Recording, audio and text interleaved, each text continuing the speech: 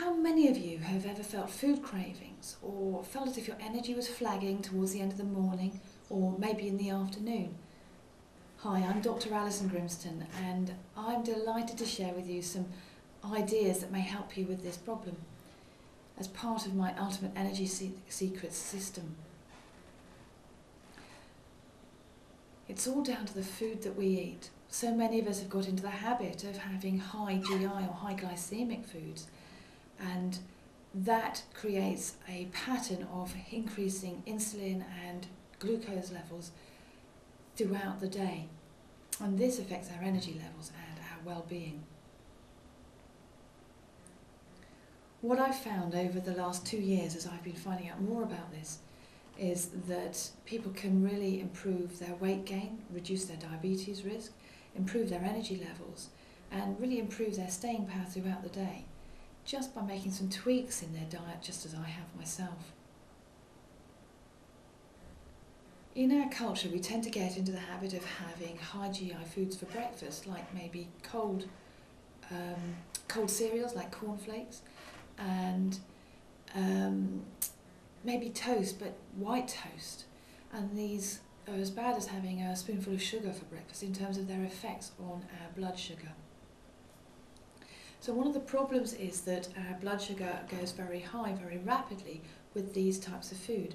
Foods such as pasta, potatoes, sweets and cakes, anything made with white flour, rice, most sorts of rice, and these peak your blood sugar.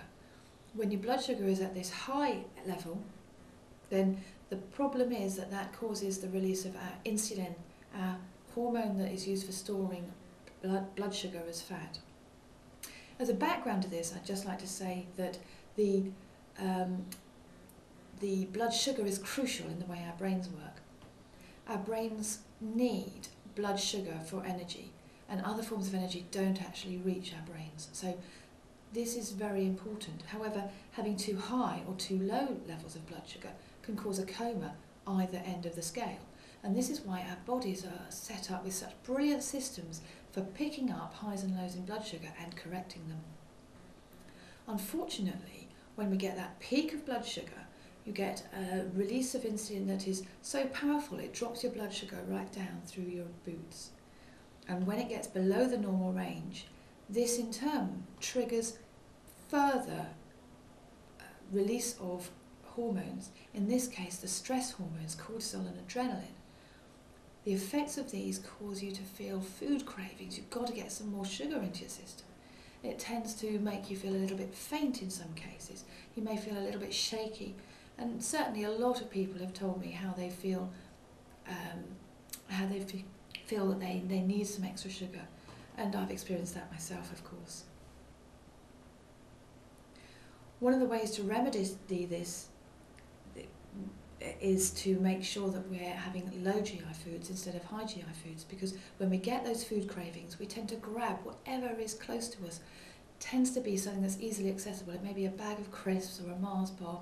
If it is a sandwich, it tends to be white bread very often, and even brown bread sandwiches aren't as low GI as they could be.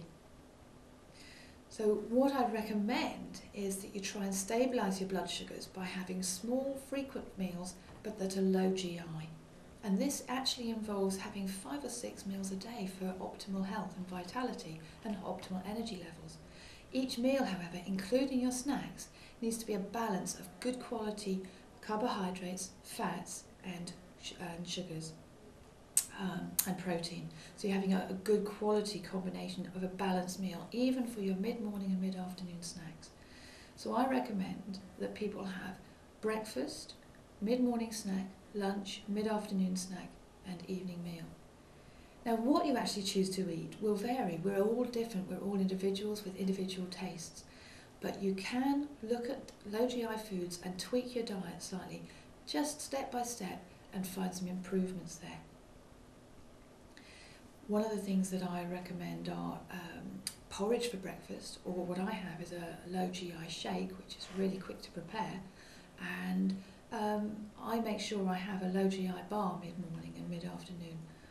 As I say, everybody's different, and if you do have sandwiches, Nowadays, more and more shops are having ready-made salads available, and you could just tweak your usual sandwich lunch for a salad. I have a lovely avocado salad or cheese salad for my lunch, and it keeps my energy going. That's enough for now. Thank you very much for listening. If you would like to follow me on Twitter and Facebook or come into my next webinar, I'd be delighted to have you and to show you a bit more of this information in a more understandable way. Bye-bye.